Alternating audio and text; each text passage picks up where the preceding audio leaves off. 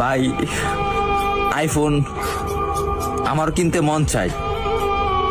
বাবার একদিন বলছিলাম, বাবা আমার একটা আইফোন কিনে দিবা। বাবা আমার দিকে তাকিয়ে বলতেছে, বাবা তোর একটা ফোন কিনে দিতে খুব ইচ্ছা করে, কিন্তু আমি 400-500 টাকা কামাই করি, রিক্সা চালাই, তোর আইফোন কিভাবে কিনে দেই? ভাই কথাগুলা আমার জন্য বলতেছি না, আমার মতন হাজারো মধ্যবিত্ত ছেলে আছে তাদের জন্য বলতেছি।